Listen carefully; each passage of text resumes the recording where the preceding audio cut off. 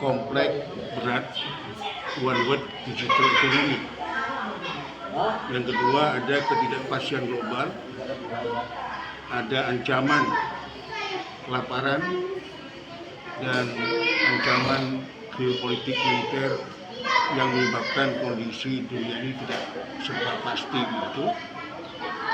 Yang kedua, formula ekonomi ke depan itu tidak akan pernah bisa bergerak tanpa adanya sinergi dan kolaborasi para pihak.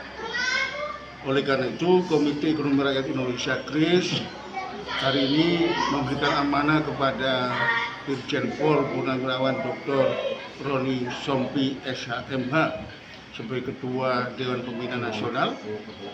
Tujuan besarnya adalah untuk mempercepat dan mengefektifkan sinergi dan kolaborasi ekonomi rakyat (UMKM) dengan pemerintah, dengan swasta, domestik maupun global, serta dengan kekuatan lembaga-lembaga lain, baik dalam maupun luar negeri.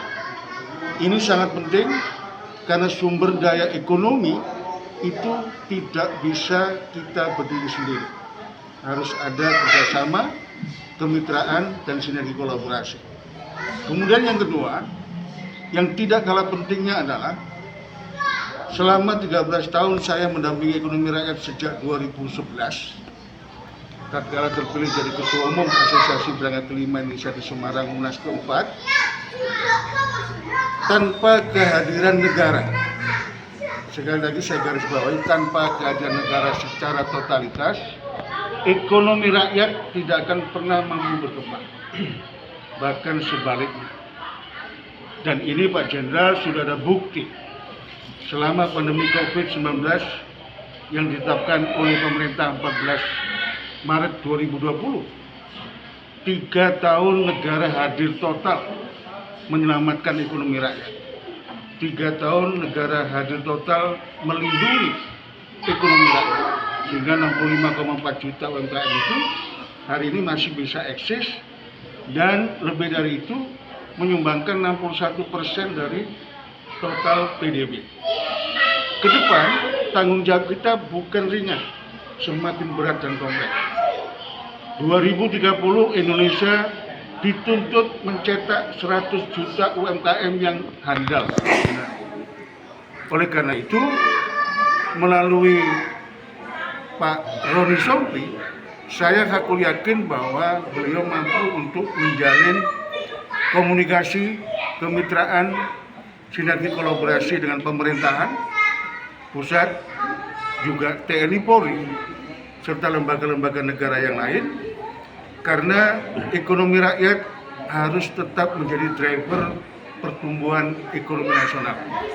2024 target 5,2, 2029 minimal 7-8%. Ini bukan pekerjaan mudah. PDB-nya harus naik 3 kali lipat, dan itu mengharuskan semua pihak bertanggung jawab. Kenapa? Karena kalau kita gagal menjemput bonus demografi, yang terjadi sebaliknya Pak Jenderal. Malah petaka demografi, pengangguran membludak di mana-mana, kemiskinan, kelaparan, ujung akhirnya Indonesia akan terperangkap menjadi negara yang terbelakang, bahkan sejarah akan mencatat terjadi gejolak yang sulit dikendalikan. Oleh karena itu, agenda besar ke depan adalah KRIS bersinergi, berkolaborasi dengan pemerintah, swasta, perguruan tinggi, serta lembaga-lembaga